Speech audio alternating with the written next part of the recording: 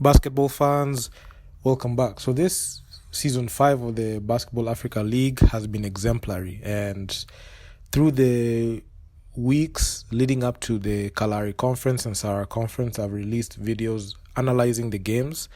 And this one, I'll be looking at the Kalahari conference and the Sahara conference. I'll be comparing them both so that you can be able to get an understanding of what we have just witnessed. Because when BAL Season 5 tipped off, we had the chance to start off at Rabat, Morocco, where the Kalahari conference was, and the home team was FES de Rabat. So I was keenly watching these games, and I must say the level of competition really changed when we left the Kalahari conference and the Sahara conference. So the Kalahari conference, the two headlining teams that were the most dominant was Al Ittihad, who went 6-0, and the Rivers Hoopers, who went 4-2. So these two teams dominated and steamrolled the entire Kalahari conference. And the team that went 0-6 was Stade Malien. It was so embarrassing the way they went 0-6. The last time they were in BAL was in 2023, and they headlined the Sahara conference. They finished on top, but in this case they couldn't make it. And FES de Rabat, the home team, the only 2 wins that they got was coming from Stade Malien. And Al Ittihad were the better side. I feel like this team, they have what it takes to go ahead and go all in for BAL. So I'm not jinxing it, but they can go ahead and dominate the BAL playoffs. I know the playoffs is a different ball game. It's a 1-game knockout. But Al Ittihad, the way they came in, they showed that they have the grit to go ahead and do it. And especially coming from Egypt, the 2 champions that came from Egypt, you had Zamalek winning season 1 and the Al Ahly winning season 3. So you can see Egypt, even Al Ittihad being a new team in BAL, we still had the same guys who played for those teams who dominated, and they're just back.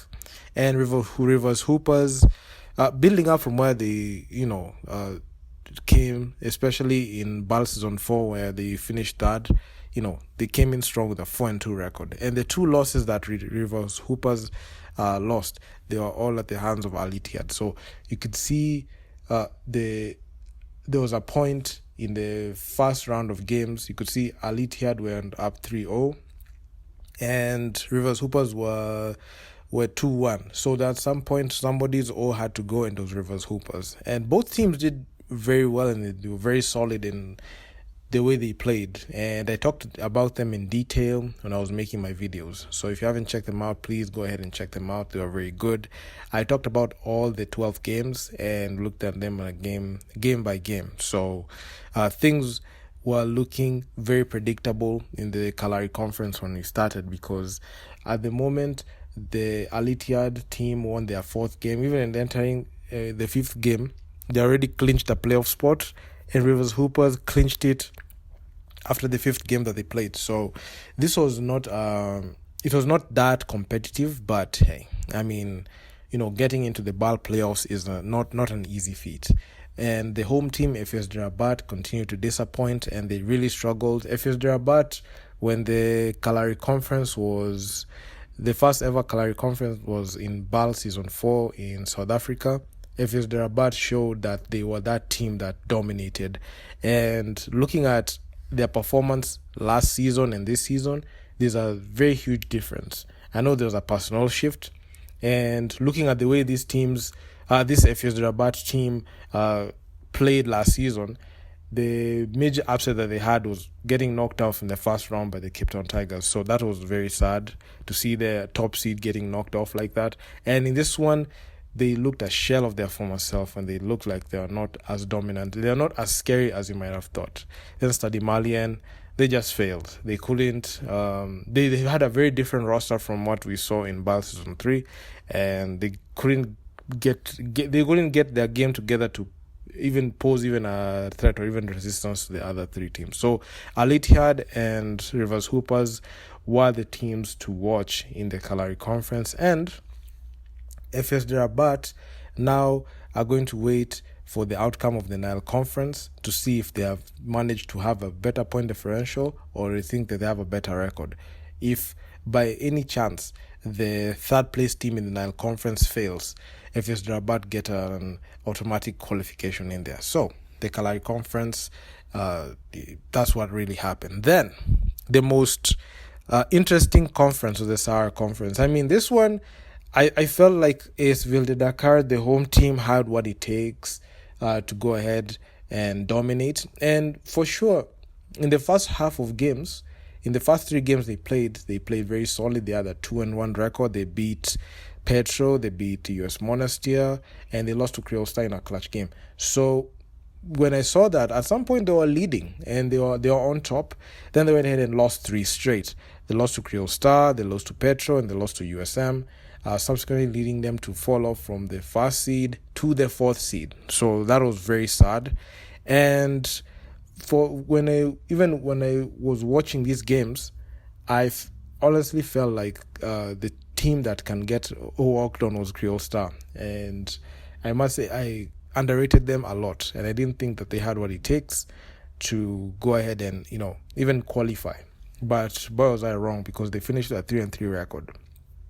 AS Ville de Dakar couldn't beat Creole Star twice, and one game went to overtime, and AS Ville de Dakar, despite the huge power grab that they had, I mean, they just couldn't make it. And for some reason, I felt like when I was watching this Ville de Dakar team fail and flop, I couldn't help but notice like the amount of investment they had, especially when it came to their roster constructions. I felt like this team has dedicated so much resources in creating a very good roster, but they failed at the end. And I couldn't help but mention that when I was making my videos.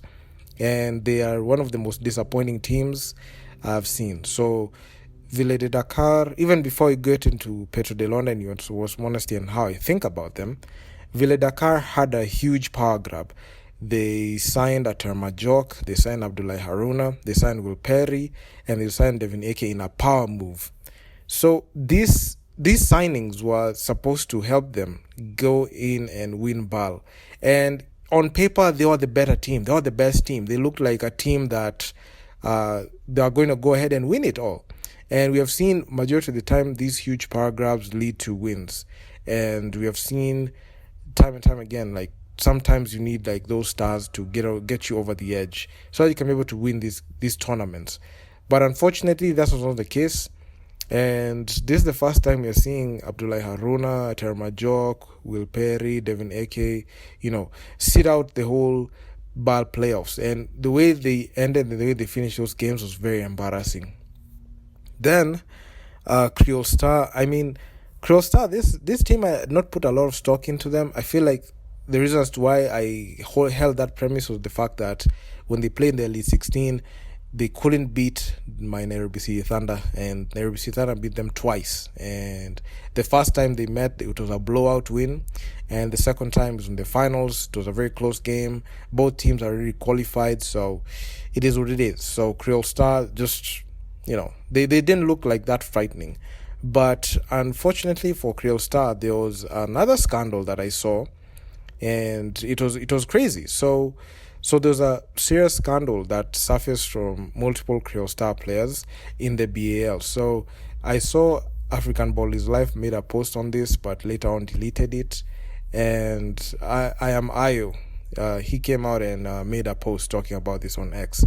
So as per Ayo sources, the claims that led to the allegations include unpaid wages, unsafe living conditions in Cape Verde, and a recent physical altercation at the host hotel in Senegal.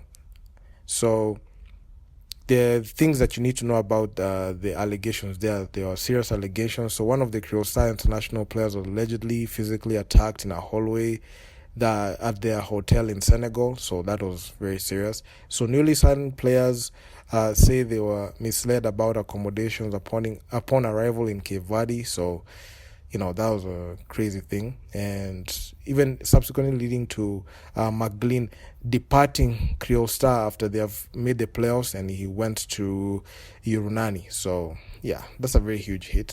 So the team reportedly asked the players to accept reduced salaries 1 week into camp. The players say they received only a third of their contracted salaries instead of 50% up front. So that was crazy. Accommodation lacked running water, electricity, Wi-Fi, and cable. Payment delays persisted, and international players were allegedly released after raising concerns. So the club has yet to respond to these claims, and this is a developing story. So IO came out with this one. I said I'm going to go ahead and talk about this when I'm making this video. So these are insane allegations. So I was very shocked, and after these allegations came out, you saw McGlynn, he departed Creole Star after he just made the playoffs, then he just went to Urinani. So that was sad. Then not only that, the other developments, you saw the coach for the Village Dakar team get very frustrated with like the international players. He even came out in the interview and talked about it. I'm going to put the video interview there so you can hear what he had to say. It's translated. He was speaking in French, but it has been done in English. So yeah, such a sad situation. And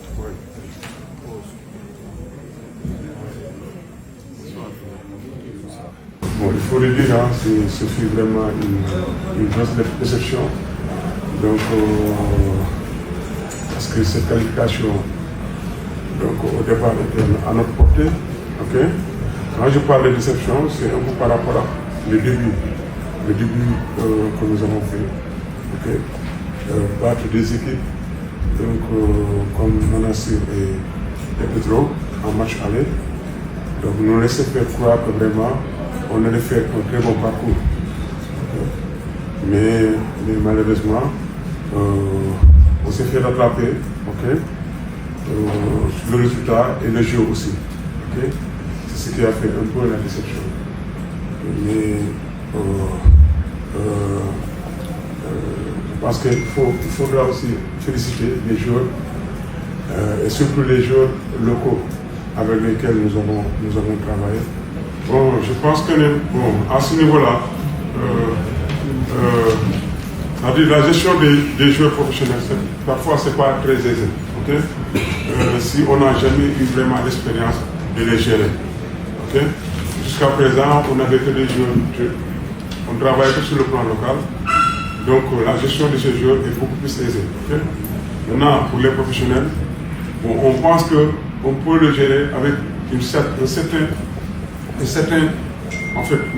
rigueur.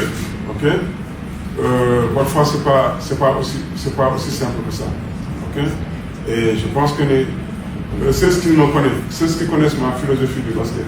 Et ceux qui m'ont vu jouer, vraiment, savent que je ne joue pas de cette manière. C'est des gens, c'est des joueurs, c'est des joueurs rapides. Donc, quand tu peux amener une chose, et eux dans le terrain, ils font autre chose. Et parfois, il faudra faire avec, parce que ce n'était pas le moment de faire cette cassure-là, et de reprendre les choses. Donc, mais du point de vue philosophie de jeu, donc vraiment, c'était pas ma philosophie. J'étais obligé de le faire avec. Donc, voilà. On m'a beaucoup interpellé sur ça, sur vraiment le fait que la défense était trop perméable, et qui connaît un peu la manière dont je joue. Vraiment, c'est pas de cette position. Mais lui, il peut le témoigner. Je demande à ce qu'on fasse une défense tassée, une défense de zone. Les gens n'ont jamais fait ça. Ils n'ont jamais fait ça. C'est des difficultés, c'est des difficultés réelles. And these two teams have just had a string of controversy in this Sahara conference, especially days after the Sahara conference. So unfortunately, Creole Star, things are just going sideways, especially when they went back to Cape Verde. I'm not sure, but these are developing stories. So if in case of any new data, I'll be sure to talk about that. Then the US Monastir and Petro de Luanda. So these two teams, I've not talked about them, but I'm going to start with US Monastir. So US Monastir, the last time they were in the playoffs, they got knocked out in the playoffs last season. And the BAL season 3, they couldn't even make the playoffs despite having a winning record. That time the games were only 5 games they were playing. And I must say, US Monastir were that team that I can say I was not too confident in this team. After Ball season 2, when they won the championship, they didn't look the same, and I felt like this is a team that it doesn't look as imposing like that. But boys are wrong, because they finished the 4-2 record. And in the Sahara Conference, it was so competitive to the point where teams had tie records going into the 4th, 5th, 6th game. So the clinched teams, we only knew that they clinched the spot in the BAL postseason and at the last game. So it was very competitive like that. And it was different from what we saw in the Kalahari Conference. US Monastir, I must say they proved me wrong. I mean, I thought that, they're going to finish at about number 2 or number 3 if it goes wrong. But unfortunately, my promise was wrong. And US Monastir finished off number 1. Then the defending champions, Petro de Luanda, they started off very strong after they battered Creole Star in that blowout. Then they were hovering about the second and third spot, the 2 and 3 spot. At that point, it's Ville de Dakar on top. But when Ville de Dakar went downhill, that was the right opportunity for US Monastir, Petro de Luanda to strike so they can claim their number 1 and number 2 slots. And when Ville de Dakar fell, this is the team that I never expected to fall because of their major signings. But, there's one thing to assemble these players, and there's another thing to make these players work as a cohesive unit. So that's one thing that they failed on, and they failed at, and that is something that I must say it will serve as a lesson, especially the international players, especially the people who are being brought, the people who are not Africans, and the perception that you need the international players, the Americans, to win it for you, which sometimes it works, sometimes it doesn't. There's that reluctance or relying on the local based players. So that's something that we can use as a blueprint moving forward, because Ville de Dakar, the way they flopped, I mean, this will be remembered in BAL history, because these flops are very sad. And I must say, you would never expect a team that has dedicated so many resources get that huge power grab like that, fail like that. I mean, there's a game that Abdullahi Haruna had 2 points. Devin Eke, some games he was benched. Seriously, you could see Ater Majok never looked the same. I don't know what happened to this guy. I mean, after that championship in 2022, he's never been the same. He's been bouncing around from team to team. Ater Majok in BAL season 3, he went for Petro de Luanda, had a very good, regular season, but got knocked out in the semis. He went back to US Monastir, got knocked out in the playoffs. Prior to season 5 tipping off, he had a short stint together with Abdullahi Haruna in the RC Thunder, helping the Thunder to make it to the BAL. Then after that, he went to Ville de Dakar, and right now as we speak, he's not going to be in the playoffs. And it's a very sad thing. So it is what it is. So sometimes things just don't go your way. And good credit to Creole Star the way they played, but unfortunately McGlynn is not there. It's going to Uranani, just like I mentioned earlier. So this has been insane. And the way this Sahara Conference tipped off, you had the way the tip-off happened, there was so much uncertainty. But Sahara Conference by far has been the most interesting conference you have seen. And this has not been a snooze fest. I mean, the Kalahari Conference at some point, you just felt like the games were so predictable, especially with FS Rabat and Stade Malien being very, not showing that they're elite in how they play.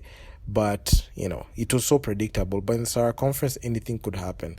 So Creole Star stunned the reigning champions, Petro de Luanda, in a thriller. We had the biggest comeback in BAL history. Not enough, 8 days after leading the Creole Star to a staggering 36 points. By a staggering 36 points, Petro de Luanda found themselves on the opposite side of the equation, trailing by as many as 26 points in the final game of the conference. To their credit, another BAL team in BAL history has ever come back from such a deficit to take a lead.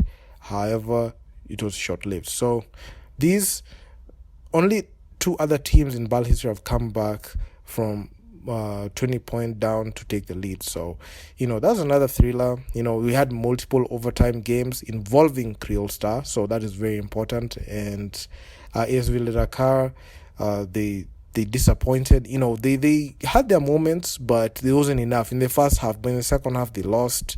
We had Correa sets ball playing time record. That game went to overtime, and he played all 45 minutes. So he was only first player to play the most minutes like that. And I must say, Creole Star, despite the reports that are coming after the Sahara conference, I mean, that's that controversy and that controversial incidents happening, those allegations happening. Creole Star are by far the most resilient team, and they're able to clinch one of the third spots. So I mean, the Dakar fans were just exemplary this year.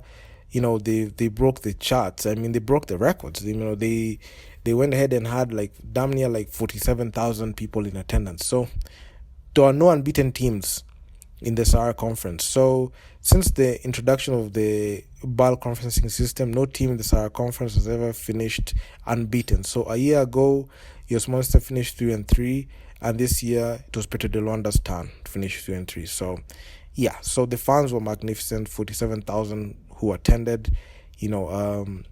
Hardy Jr. and McGlynn, the scoring machines right now. As we speak, McGlynn is no longer part of the Creole Star, so that's sad.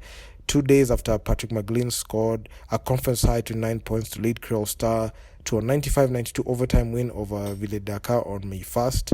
Patrick Hardy Jr. matched his record by leading US Monastir to a 91-83 victory over Creole Star. No other player came close to scoring as many points in a single game. So had high-octane scoring, high-octane defense all through. Then Lewis Igho, I mean, this guy for Creole Star, he was great. After playing a total of 12 seconds the first 4 games of the conference, and 16-18 in Creole Stars, played an ultimate game in the conference game against US Monastir. We had Lewis made the most of his 40-25 minutes to score the winning tap-in against Petro de Luanda. So there was that win. That game ended 71-69. I mean, it went to overtime. Creole Star has been involved in 2 overtimes. Remember, the craziest overtime was against Ville Dakar, which I watched live, and also that one against Petro I watched live as well. I mean, it was insane. And I must say, this BAL is not a joke. It's not a joke, especially the Sahara Conference. And I must say, it was fun. I mean, I enjoyed every single minute of it, and yeah, man, it was awesome. So right now, as we speak, we're waiting for the Nile Conference. I've seen my Nairobi Thunder preparing. I'm going to release a video talking about their chances and all the things that I've seen moving forward. The last time I made a video on the Nairobi Thunder was about a month ago, and I'm going to go ahead and talk about them as well. So it is what it is. So do drop me your comments down in the comment section down below. So this is all you need to know about, the BAL Kalahari conference, our conference. I've released a total of like 24 videos looking into the stats, but this one was a recap of what I saw, and yeah, it is what it is. So like, share, subscribe to the channel. I'm gonna see you guys in the next one. Peace out.